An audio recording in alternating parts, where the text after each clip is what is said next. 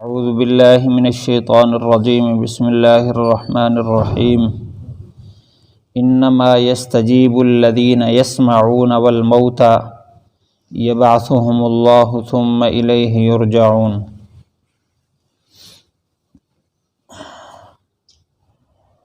قبول تو وہ لوگ کرتے ہیں جو غور سے سنتے ہیں، اور مردوں کو اللہ تعالیٰ قیامت کے دن زندہ فرمائیں گے، وہ اسی کی طرف سب لوٹائے جائیں گے۔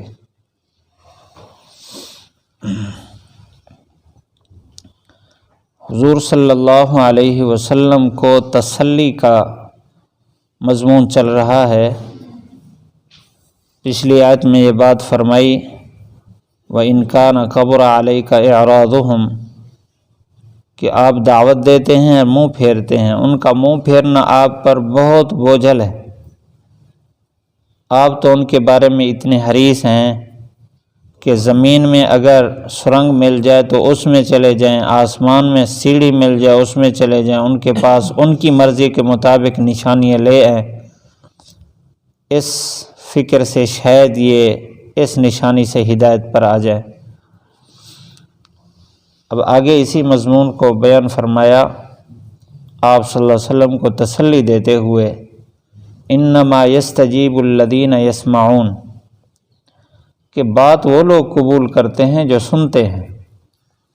مطلب یہ ہے کہ اللہ تعالیٰ نے یہ ہدایت کے فیصلے طلب پر لکھے ہیں۔ قرآن مجید میں اللہ تعالیٰ نے ایک جگہ فرمایا وَيَهْدِي إِلَيْهِ مَن يُنِيبُ، اللہ اس کو ہدایت دیتا ہے جو دل کا رخ اللہ کی طرف کر لے۔ اللہ اس کو ہدایت دیتا ہے جس کا رخ بدلا ہوا ہو، دنیا کی طرف ہو، کفر اور شرک کی طرف ہو، تو اس کو ہدایت نہیں ملتی۔ یہاں فرمایا یستجیب الذین یسمعون، قبول بھی وہی لوگ کرتے ہیں جو سنتے ہیں۔ اب یہ جو سماع ہے، سننا ہے، یہ تو ہر ایک کو حاصل ہے، جو بھی زندہ ہے اس کے پاس اللہ تعالیٰ کا پیغام پہنچ رہا ہے، قرآن کا پیغام پہنچ رہا ہے۔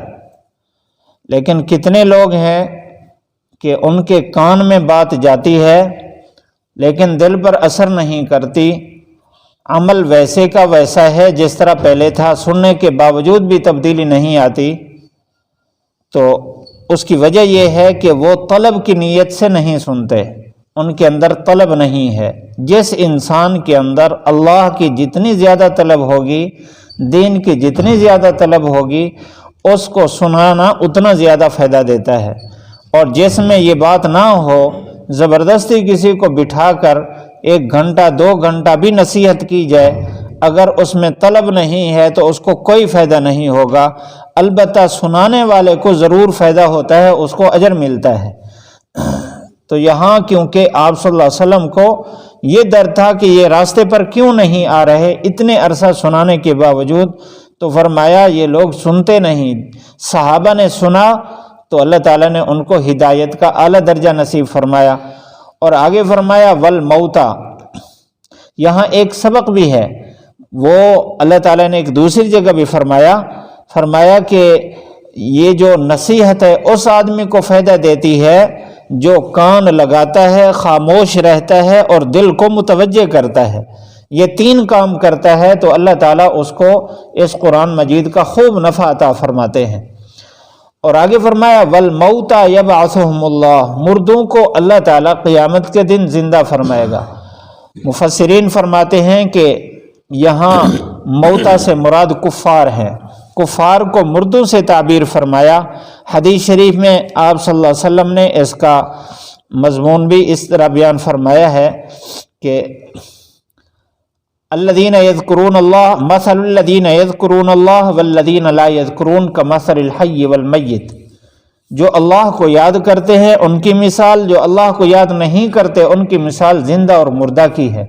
یعنی جو اللہ کی یاد میں ہیں حقیقت میں زندہ یہ لوگ ہیں، اور جو اللہ تعالیٰ کی یاد میں نہیں ہے یہ مردہ ہے۔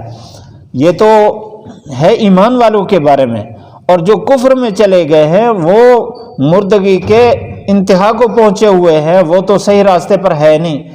تو جس طرح مردوں کو قبرستان میں کوئی جا کر نصیحت کرے، واعظ و نصیحت کرے، تو ان کو واعظ و نصیحت کا کوئی فائدہ نہیں ہوتا، یہ جو کافر ہے یا جن میں طلب نہیں ہے، یہ لوگ بھی اسی طرح مردہ ہیں، ان کو جتنا مرضی واعظ کریں یہ ان کو واعظ کوئی فائدہ نہیں دے گا۔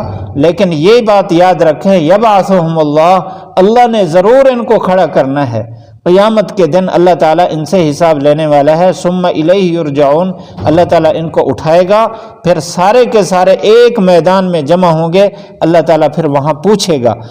یہ جو ایمان والے ہیں، یہ تو ایمان کی بنیاد پر، ایمان کی برکت سے ایک دفعہ ضرور کسی وقت بھی جنت میں جائیں، اولاً چلے جائیں یا سزا بھگت کر جائیں، اللہ تعالیٰ اپنا رحم و کرم اور فضل سے پہلی مرتبہ داخل فرما لے بغیر حساب کتاب کے، تو ایمان کے اندر یہ برکات موجود ہیں۔ البتہ جو کفر ہے، اس کی نحوست اتنا ہے کہ یہ ہمیشہ ہمیشہ کے لیے جہنم میں جائیں گے۔ تو یہاں آخر میں جو مضمون ہے یہ تنبیہ کا بھی ہے اور ایمان والوں کے لیے تسلی کا بھی ہے کہ آپ کا کام ہے سنا دینا بس، اور اللہ تعالیٰ اگر چاہے گا تو ان کو ہدایت دے گا، اور ہدایت ملتی طلب پر ہے، اگر طلب پیدا ہوگی تو ضرور ہدایت ملے گی۔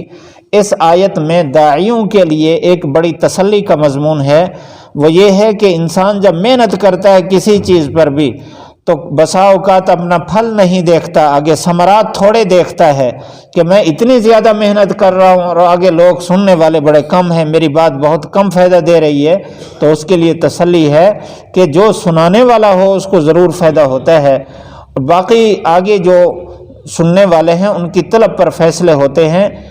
داعیوں کا کام، امتیوں کا کام سناتے رہنا ہے۔ اللہ تعالی ہم سب کو عمل کرنے کی توفیق نصیب فرمائے۔ انما یستجیب الذین یسمعون والموتى یبعثهم اللہ ثم الیہ یرجعون۔ انما سوائے اس کے رہیں، یستجیب قبول کرتے ہیں، الذین وہ لوگ، یسمعون جو غور سے سنتے ہیں، والموتى اور مردے، یبعثہم اللہ ان کو اٹھائے گا، ثم الیہ یرجعون پھر اسی کی طرف سارے لوٹائے جائیں گے۔